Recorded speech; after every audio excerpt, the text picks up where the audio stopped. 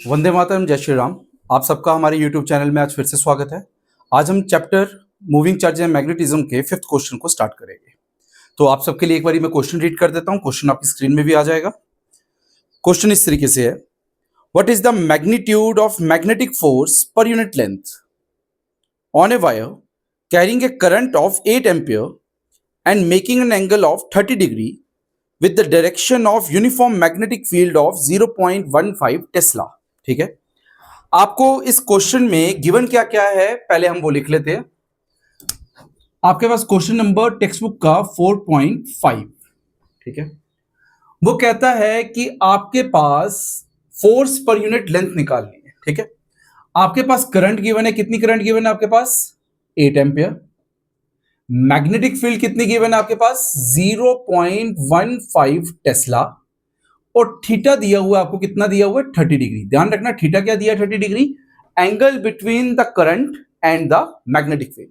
और पूछा क्या है हमसे? इन्होंने पूछा हुआ है एफ, फोर्स पर यूनिट लेंथ। इसका ध्यान रखना, हमारे पास जो एक्सप्रेशन यूज होगा वो फोर्स का है, बट इन्होंने क्या पूछा हुआ हमसे? यहां पे फोर्स पर यूनिट लेंथ। इस चीज का जरूर ध्यान रखेंगे। ठीक है, तो हमने पहले भी कहा है कि जब भी आपको इस तरीके का क्वेश्चन आए तो आप इस चीज का जरूर ध्यान रखिएगा कि क्वेश्चन कौन से टॉपिक से रिलेटेड है।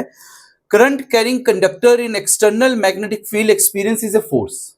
तो हमारे पास फोर्स का एक्सप्रेशन क्या रहेगा? F is equal to I B L sine theta.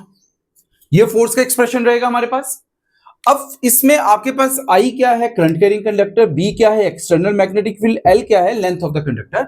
इस गिवन सिनेरियो में जो L है वो हम पर यूनिट लेंथ लेंगे, मतलब L की वैल्यू यहां पे क्या है? 1 मीटर। ठीक है, अब यहां पे समझते हैं। हमारे पास I भी गिवन है, हमने निकालना है स्मॉल f। वो किसके बराबर हो जाएगा? F divide by L which is equal to I B sine theta. ये दिया हुआ है। अब I की वैल्यू क्या है?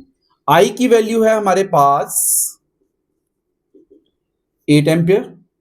B की क्या वैल्यू है? 0.15 टेस्ला। मैं इसको 15/100 करके लिख रहा हूं। और साइन थीटा की क्या वैल्यू है? Into sine 30 degree. किसके बराबर हो जाएगा ये? 8 इंटू 15/100 इंटू 1/2। 2 1 द 2 4 द, ये कितना बन गया? 60/100 विच इज इक्वल टू 0.6।